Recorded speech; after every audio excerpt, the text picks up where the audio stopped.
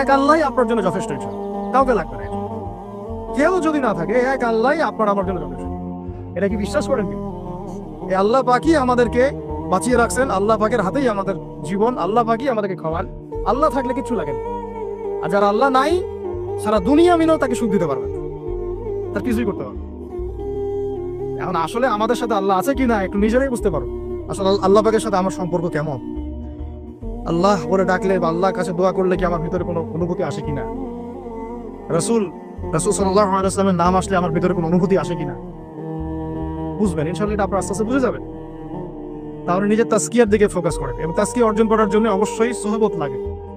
যারা আত্মশুদ্ধিতে পরিপূর্ণ মানুষ, এই মানুষগুলোর সাথে পরামর্শ করে চলবেন। আর নিজের দিন পালন করেন, দিনটাকে আর বিভক্ত হতে দিবেন। যারা এই বিভক্তির দিকে নিয়ে যায়, এদেরকে বয়কট করবেন, মিশবেনই না এদের সাথে। বরং আমি বলছি, বাংলাদেশে এমনিই তো শত শত দল হয়ে গেছে। এখন আপনি নিউট্রাল থাকবেন, নিজেকে বায়াসড করবেন না, নিউট্রাল থাকবেন। নিউট্রাল বা নিরপেক্ষ। নিরপেক্ষ থেকে আপনি দেখবেন যে আসলে কার মধ্যে হকটা বেশি আছে। এরপর আপনার বুঝ অনুযায়ী কোরআন সুন্নাহর সাথে মিলিয়ে উলামায়ে কেরামের পরামর্শে যেদিকে তারা আপনাকে হেদায়েতের পথে নিয়ে যাবেন, সেই পথে আপনি চলবেন। ইনশাআল্লাহ আপনি ঠিক কথা থাকবেন। এই জন্য আমি একা একা থাকতে নিষেধ করি। উলামায়ে কেরামদের সাথে পরামর্শ করে চলবেন এবং ঐক্যবদ্ধ জীবনযাপন করবেন। আর কিছু ভাইয়ের মধ্যে যদি খারাপ কিছু থাকে, তাদেরকে একদম আন্ডার এস্টিমেট করে ধুয়ে রেখে দেওয়া দরকার। কারণ যার মধ্যে খারাপ কিছু আছে, ওর মধ্যে ভালো কিছু আছে। খোলা মনে ভালোগুলো নিয়ে নিবেন, খারাপগুলো আপনি ছেড়ে দিবেন। এখন বলতে পারে, আপনি কিভাবে বুঝবেন ভালো কোনটা খারাপ কোনটা? নিজে পড়বেন, নিজে জ্ঞান অর্জন করবেন, আল্লাহ পাক বিবেক দিয়েছেন, বোঝার চেষ্টা করবেন এবং আলেমদের সাথে পরামর্শ করবেন। ব্যাস, আল্লাহ পাক এরপরে আপনাকে যে পথে নিয়ে যাবেন, ইনশাআল্লাহ সেই পথে আপনি চলবেন। উম্মার বিভক্তি বাড়ানো। এরপরে যখন অর্থনীতির মধ্যে ঢুকবেন, ব্যবসা বাণিজ্য, রিজিক, চাকরি বাকরি, জান চলে গেলেও হারাম খাবেন না। আল্লাহ পাক তৌফিক দান, আপনাকে তৌফিক দেখ, আমাকেও তৌফিক দান। কারণ আমরা সবাই হারাম খাচ্ছি, আমি নিজেও ফিল করি। হারাম না খেলে আমাদের দোয়া কবুল হতো। দোয়া যে কবুল হচ্ছে না, বোঝেন না? কাবা ঘরে দোয়া হচ্ছে বিগত প্রায় 40-50 বছর থেকে। আল্লাহ কে মুক্ত করে দাও, মুসলিম ভাইদেরকে সাহায্য করো, নুসরা নাজিল করো। আপনি দোয়ার কি বরকত দেখতে পারতেছেন? দোয়ার কি ইম্প্যাক্ট পড়তেছে?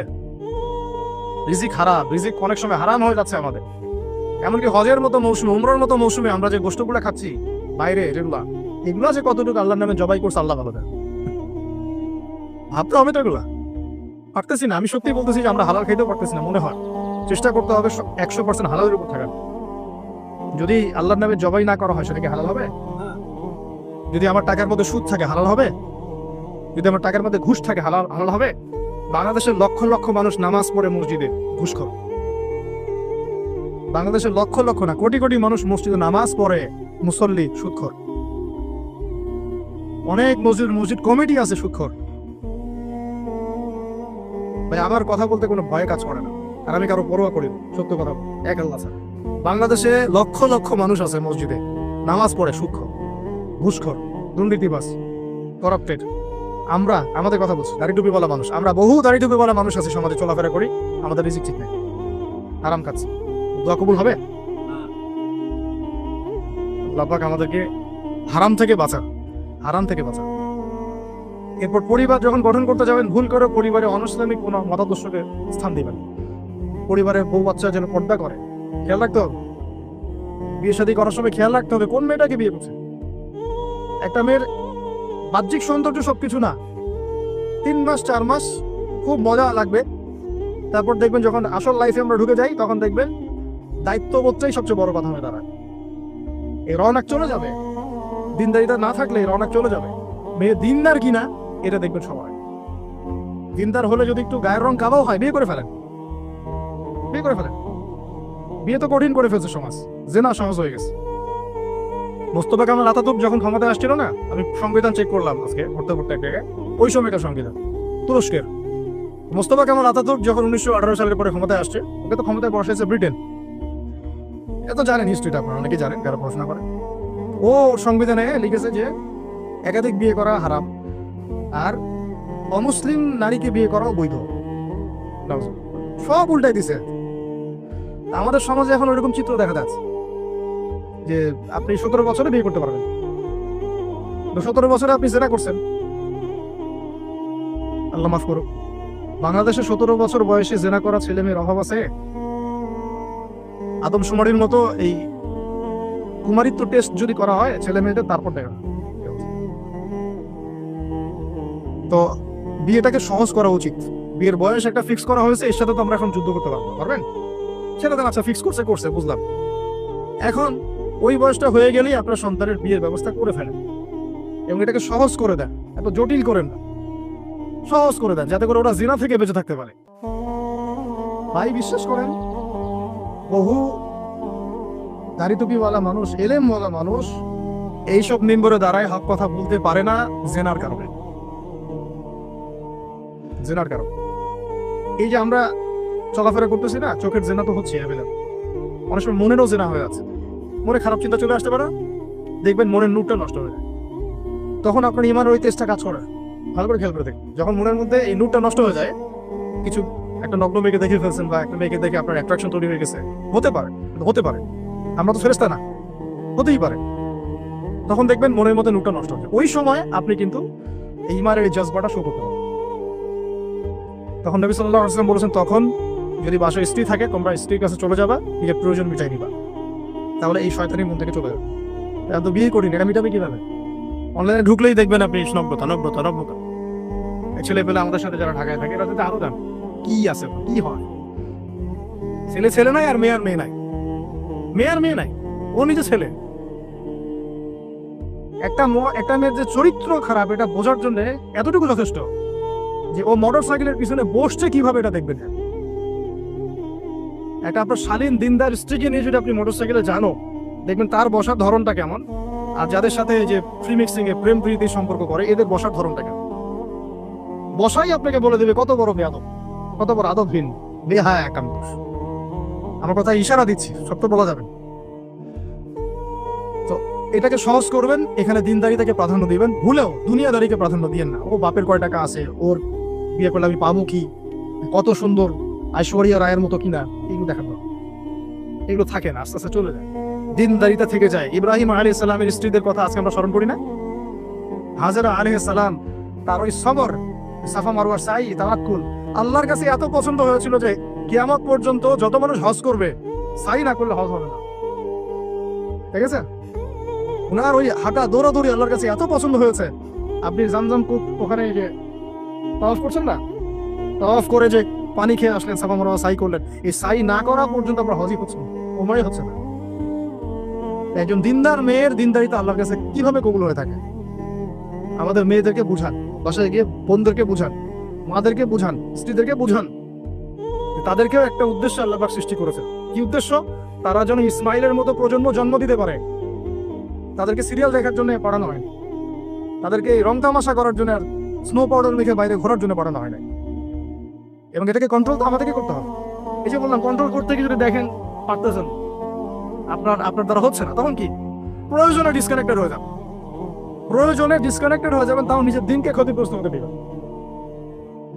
কিছু করেন নাই তো, চেষ্টার উপর চেষ্টা করে যাচ্ছেন আপনি 10 বছর, 15 বছর, 5 বছর, 7 বছর, কোনো রেজাল্ট পাচ্ছেন না। আপনি কি করবেন? দিন ছেড়ে দেবেন?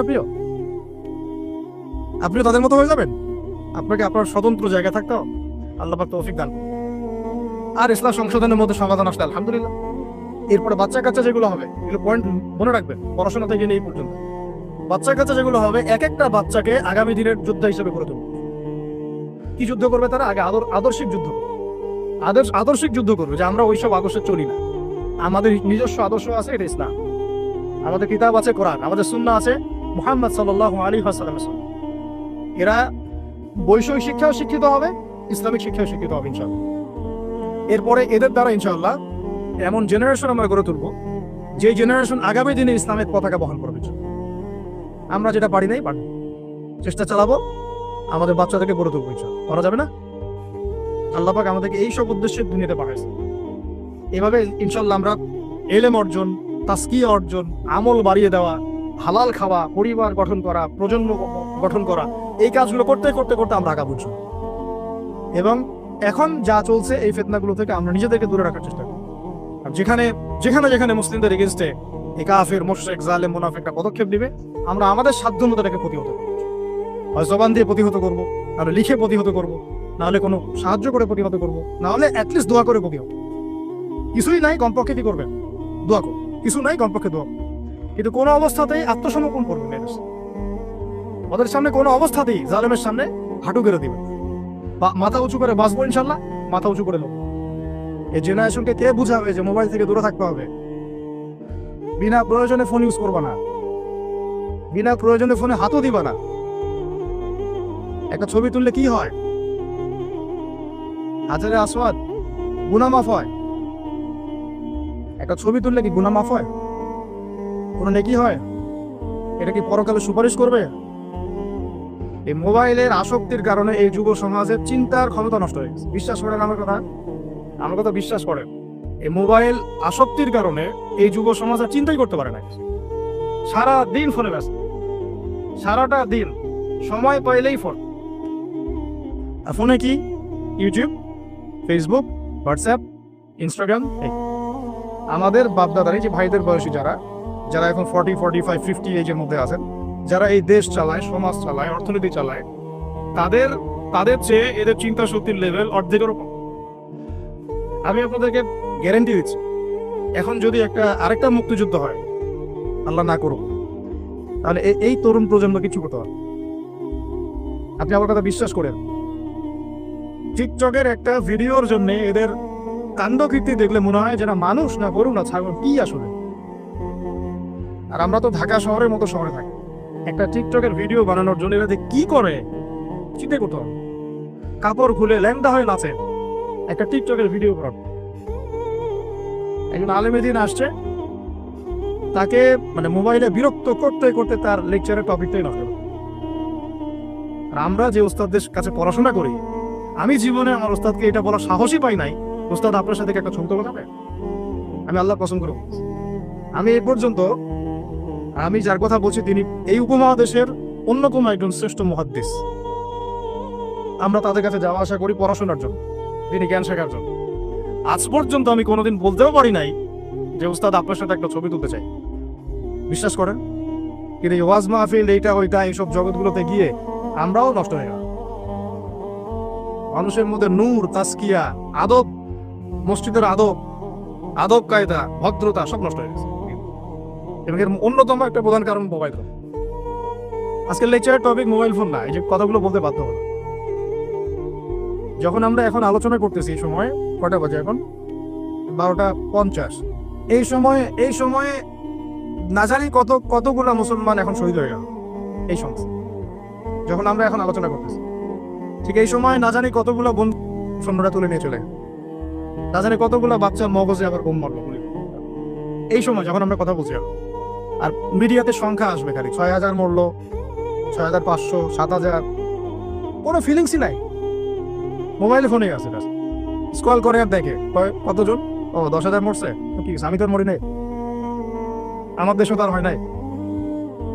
বিশ্বাস করেন, আমরা এখন আর কোনো জায়গায় মানুষের পর্যায়ে পড়তেছি। মানুষ কাকে বলে? যার আবেগ অনুভূতি আছে, যার ব্যক্তিত্ব গায়রত আছে, যার সম্মানবোধ আছে, রুচিবোধ আছে।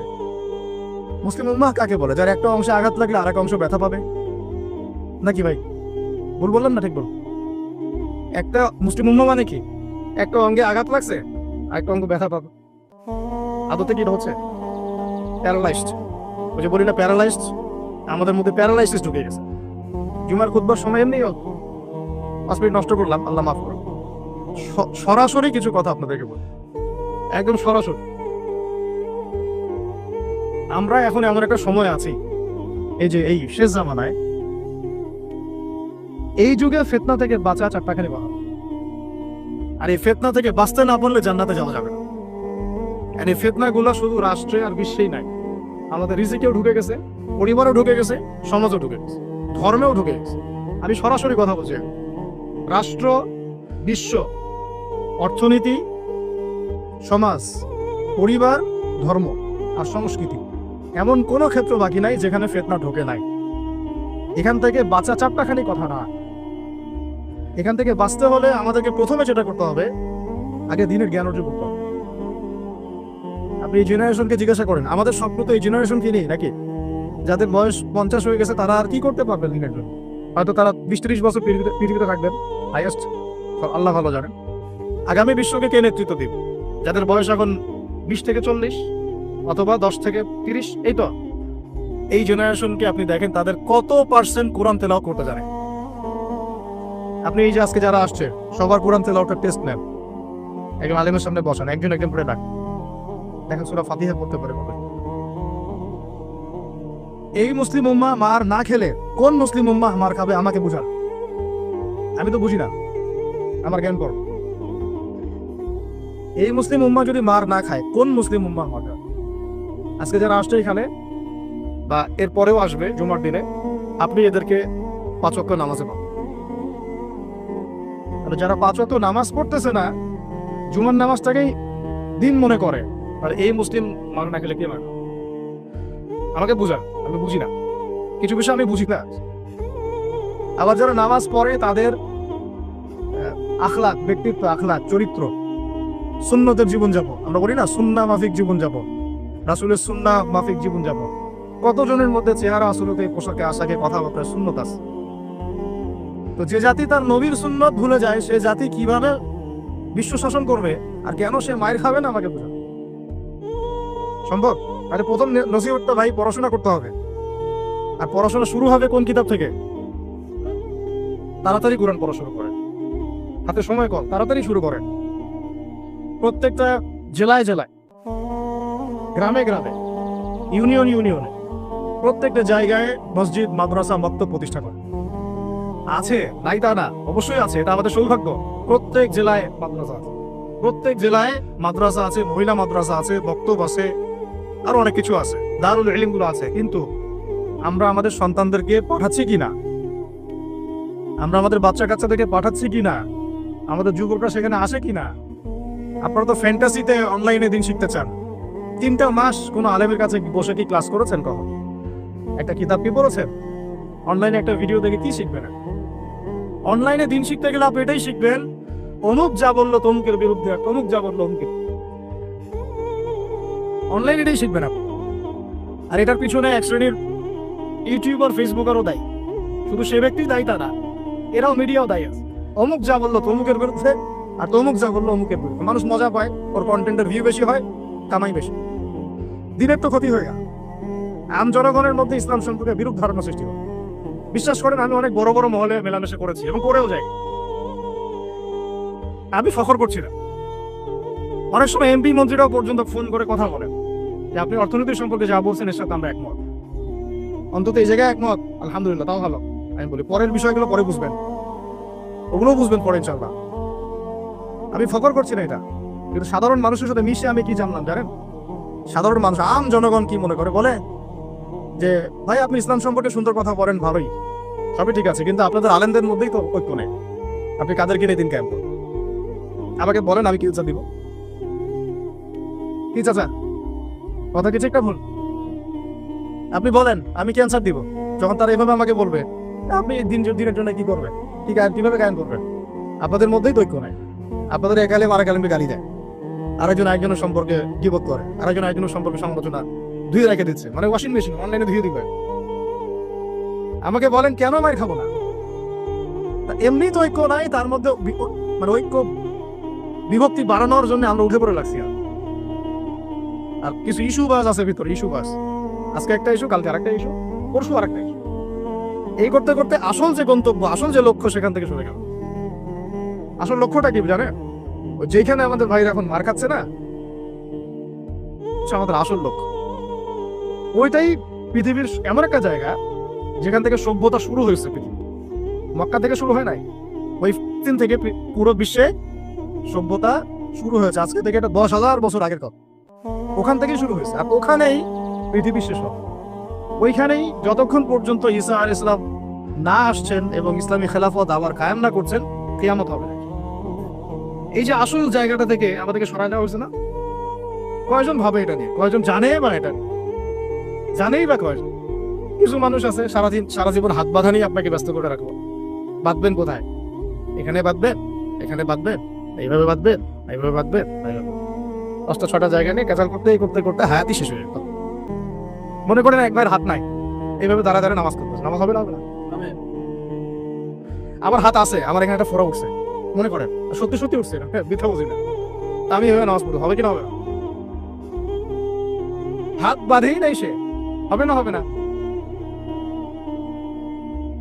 আর যখন বোম পরে জান থাকবে না তখন হাত বাঁধে কি করবে? উম্মার মধ্যে মারামারি কাটাকাটি বিভক্তি আর কাফেররা এসে উম্মার সাথে যুদ্ধ করা শুরু করবে, তখন হাত বাঁধে নিয়ে ব্যস্ত হয়ে থাকবে।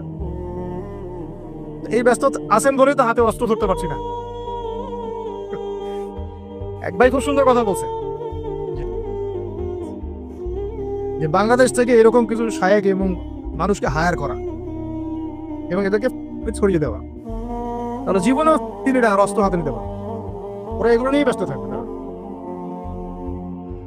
আল্লাহ না করুক, যদি আল্লাহ না করুক, আমরা দোয়া করি, কিন্তু আমরা আশঙ্কা তো করি, আল্লাহ না করুক যদি শান্তিপূর্ণ এই বাংলার মাটিতেও কখনো এরকম এরকম পরিস্থিতির সৃষ্টি হয়, আল্লাহ না করুক, দোয়া করি আমরা, তখনও এক শ্রেণীর মানুষ এগুলো নিয়েই ব্যস্ত থাকে।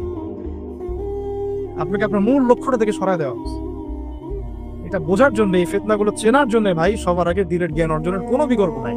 পড়তে রাজি আছি তো ইনশাআল্লাহ, অনলাইনে দিন শিখতে পারবেন না। কিছু ভালো ভালো আলেম আছেন যাদের লেকচার হয়তো শুনতে পারবেন, শুনে আপনি উৎসাহিত হতে পারবেন, বুস্টআপ হবেন, ইন্সপায়ার্ড হবেন, কিন্তু এটা দিন শেখার কনস্ট্রাকটিভ কোনো প্ল্যাটফর্ম না। আপনাকে খাতা কলম নিয়ে ওই স্কুল কলেজের মতোই আলেমদের কাছে আসতে হবে, সিলেবাস রেডি করতে হবে, সিলেবাসে পড়তে হবে, পড়ার জন্য জায়গা দরকার, মাদ্রাসা দরকার, মসজিদ দরকার, বক্তব্য দরকার, গুলো আপনাদেরকে করতে হবে। আর যেখানে আছে সেগুলোকে আবাদ করতে হবে। যেমন মসজিদ করেছেন, আবাদ করেন এটাকে।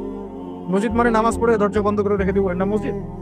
মসজিদ মানে এখান থেকে দিনের দাওয়াতটা ছড়াবে, দিনের শিক্ষাটা ছড়াবে, তাই নয় কি? আল্লাহ রসুল কি মসজিদ সাল্লাল্লাহু আলাইহি ওয়াসাল্লাম মসজিদ প্রতিষ্ঠা করে শুধু নামাজের সময় খুলতেন আর নামাজের পরে বন্ধ করতেন? একে 24 ঘন্টা এখানে ইবাদত, আমল, তাসকিয়া, জিকির আজকার হতো না? এখনো তো মদিনায় হয়।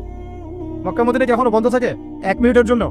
এখানে দার্স হচ্ছে, ওইখানে নামাজ হচ্ছে, ওইখানে আলোচনা হচ্ছে, চলতে থাকে সবসময়। এটা হলো মসজিদের ফাংশন।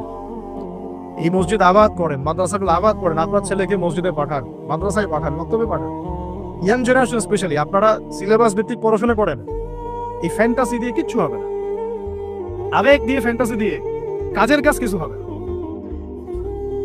খুব আবেগ লাগতেছে, খুব কষ্ট হচ্ছে আমার জন্য, খুব কষ্ট হচ্ছে পুরো বিশ্বের প্রেক্ষাপটে মুসলিমদেরকে দেখে, কিন্তু আপনি তো ইসলাম সচেতনের দিকে আসছেন,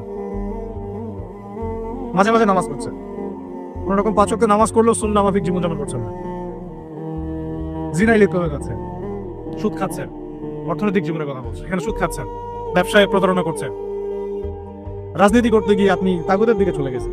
এক কথায় তাগুতের দিকে। তাগুত মানে আল্লাহ বাদ দিয়ে যার উপাসনা করা হয়। আমরা এখানে আল্লাহ পাকের বিধানে দাসত্বের চাইতে মানব রচিত বিধানের দাসত্ব বেশি করেছি, করছি, এখনো করছি, করে যাচ্ছি। কিছু করার নাই, কারণ পুরো বিশ্বটা এইভাবেই তো ফাংশন করা। যাদের গলায় জাতিসংঘের দড়ি আছে এরা তো এখান থেকে বেরোতে পারবে না, পারবে না। তাহলে ওদের আন্ডারে যে রুলস এন্ড রেগুলেশন এর আওতায় তো চলতে হবে। কিন্তু শিরক হয়ে গেল, এখানে তো শিরক হয়ে গেল।